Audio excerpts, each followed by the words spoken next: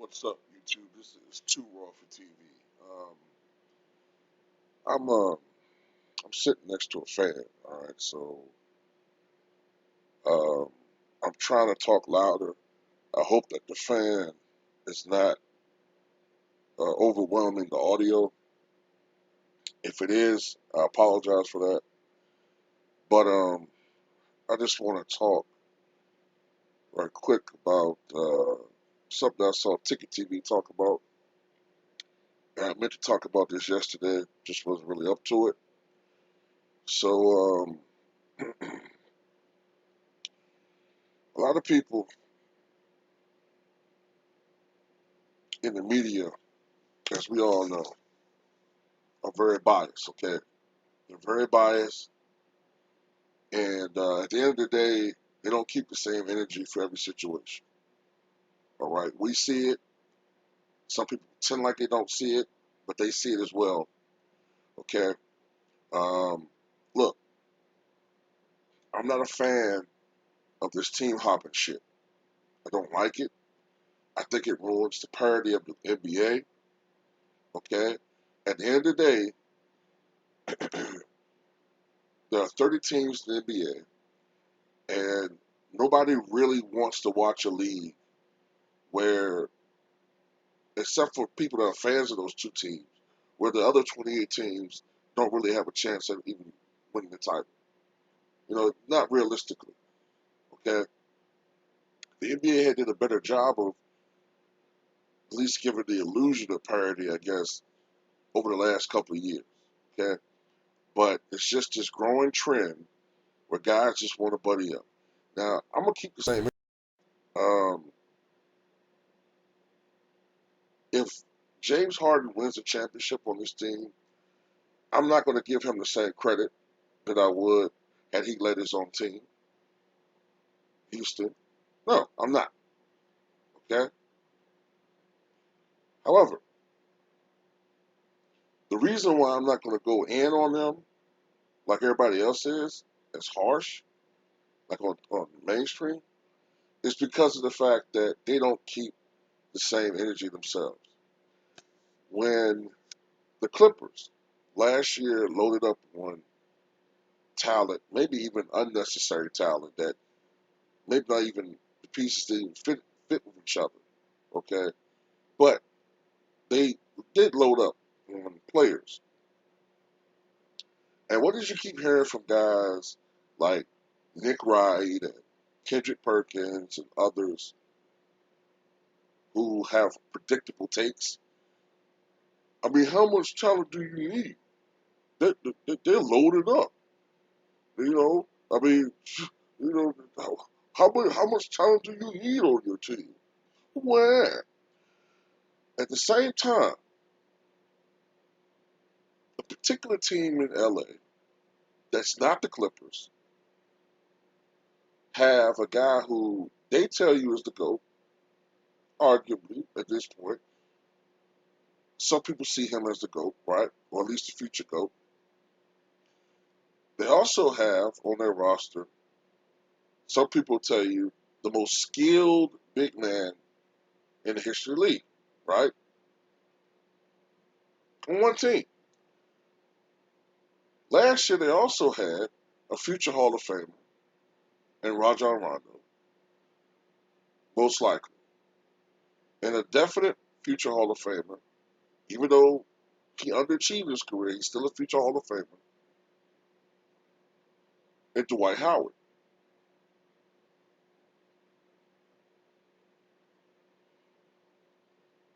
But nobody will ever call that team a super team. There are a lot of people who have this habit for whatever team this particular player plays on. They like to downplay the pieces that he had around him.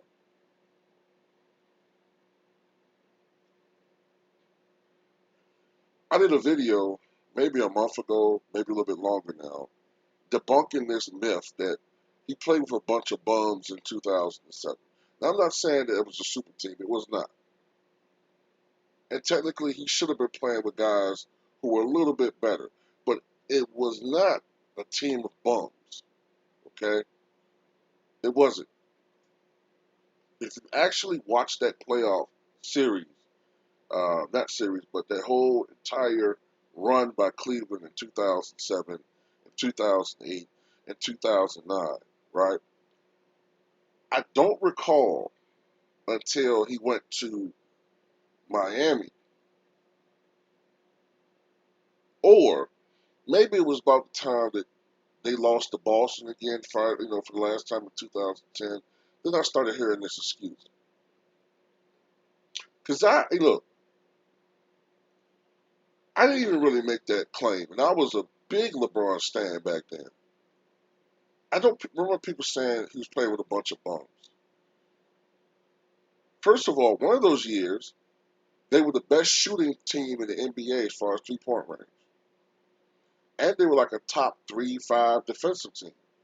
So this notion that he was playing with a bunch of bums back then is bulls. It's fabricated BS.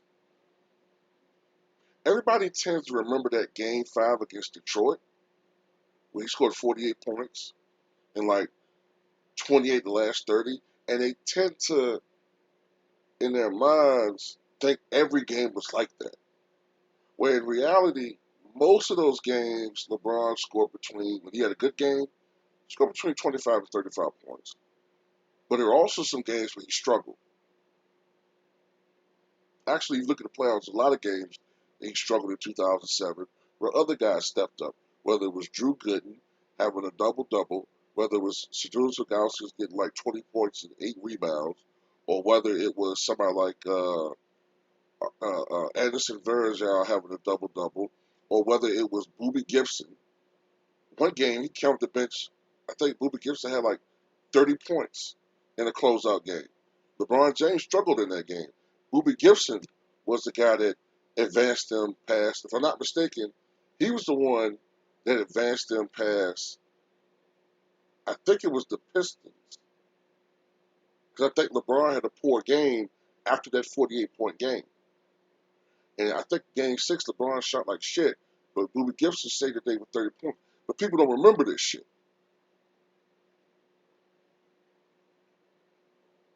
Then, of course, you have people who try to downplay Dwayne Wade's game and make him out to be like a borderline all-star when we all remember Dwayne Wade was arguably the best all-around shooting guard in the NBA at one point. Arguably. Most people would tell you Kobe, but 2009, 2010, Wade was starting to pop up in that conversation as the best perimeter player in the league. It was Wade that decided to give the keys to LeBron James, and he played off the ball after that first season when they failed in the finals. Of course, they also try to downplay Chris Bosh, even though Chris Bosh, his last year in Toronto, he averaged what, 24 and 10. He had to change his game and become a stretch four, right? Same thing with Kevin Love. Kevin Love was being compared to Moses Malone when he was in Minnesota. He shot the 3 ball, but he also played down low. He wasn't just a stretch four. People have that wrong. I remember him when he was in Minnesota. When he was in Minnesota, he was 265. That's why he was such a dominant rebounder. He was bigger. When he went to Miami, he lost a lot of weight because he was on the perimeter more. And you know how Pat Riley is. He cut like 25 pounds. He went from 265 to 240 so he could be more effective, a little bit quicker. He wasn't the quickest guy, but that would make him a little bit quicker. And that hurt him as far as rebounding. That's why, that plus being on perimeter, that's why he went from being like a guy grabbing 14, 15 rebounds to a guy grabbing more like 10, okay? 9.5, 10 or whatever, right? And he played more of a stretch position, but he made the adjustment. But what do people always do? Denigrate that third wheel and try to lessen the impact of the other guy. That's what we see with Kyrie Irving. There's a pattern there. Even people that's a member of the media are hypocrites in this. Okay? Shaq was criticizing James Harden. He ain't getting it done. Shaq You didn't get it done until Phil Jackson showed up and Kobe Bryant emerged as Kobe, or starting to emerge as Kobe. You kept getting swept out of the playoffs, Shaq. You got swept in '94 after you didn't make the playoffs in '93. You got swept in '94. You got swept out in the finals in '95. By the way, that '95 team is really underrated. And I'll tell you why. Shaq, athletically, peak of his powers at that time. Wasn't quite 340, 315, so he still had a little bit more of the spring and quickness when he was younger. That was the more athletic version of Shaq. Penny Hardaway, we all know would have been a future Hall of Famer if injuries weren't part of that. Remember, Horace Grant at this time was a borderline Hall of Famer. Borderline. Because he had just come off with the three championships. He had just came over that season from Chicago. Okay, he was sort of like their leader in a lot of ways. He was the older one that had championship experience. And who knows? At that time, you didn't know whether or not he might win another two or three championships with that team, maybe more. And maybe he would have been looked at as the Dennis Rodman of that era, even though he didn't have the personality. But you know what I'm saying? Maybe that would have been enough to put him to the Hall of Fame. Plus, Dennis Scott was the first guy to really, really weaponize that three like that. He had 267 of them that year, which is a record for a decade. Okay? So Shaq's played with a lot of talent. Swept in '95, swept out of the playoffs in '96 by the Chicago Bulls, lost in five, I believe, in '97 to the Jazz, swept in '98, swept in '99 by the Spurs. Then at the end of his career, what did we see Shaq do? Go to team hop and team hop to try to win another ring. Charles Barkley, okay? I know he likes to say when he went to Houston, they were old, but at the time, when he joined them in '96, right? When he was traded there, they were only one calendar year removed from winning the championship, June of 1995. At that time, nobody knew that Elijah Wan was getting ready to fall off as a player. Drexler still was playing at a decent level. Barkley was getting older, but Barkley was coming off a year averaging like, what was he averaging? I think in '95, '96, he averaged something like maybe 23 and 11 and a half rebounds or something like that. And I think he shot 50% from the floor that year. So they were a super team. I remember that. They finished 57 and 25, but they started off the season 21 and 2. Charles Barkley won't tell you that. They had the best record in the NBA. But what happened is age and injuries affected that team. I think, I'm trying to remember if it was Elijah one or was it Drexler? One of them missed like 40 something games. I can't remember which one of them. But I think it might have been Elijah one. They missed like 40 something games. And I think it was Elijah one. That's when he started falling off as a player. But nobody knew that at the time. So he did do the super team thing. So all these guys are hypocrites in the media.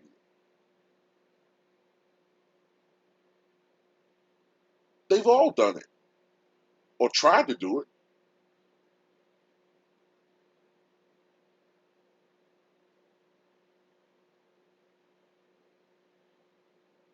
So at the end of the day, look, even Kenny Smith, if Kenny Smith never played with the Houston Rockets, would we really look at him like that? I mean, wouldn't we kind of look at Kenny Smith as maybe like a better shooting version of Doc Rivers or something? I mean, you know what I'm saying? Like, come on. I'm just saying, at the end of the day, man, look, I'm not taking up for James Harden. Y'all know how I feel about his game. He has to prove to me that this shit can work. But I'm just noticing how some people in the media are, they're not consistent with this shit. Everybody else except for one team is a super team.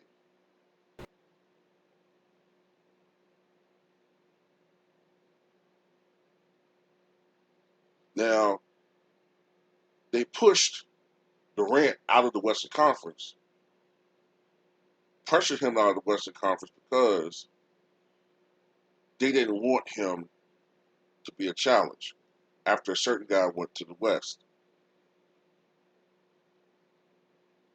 But it's to the point now, some of them are so. I mean, it's like to the point now they don't want any type of real challenge, like not even from another conference. Oh no! This ain't right, you know. Well, why didn't he? Look, man, so only one team is allowed to stack the deck. Only one team is allowed to do that.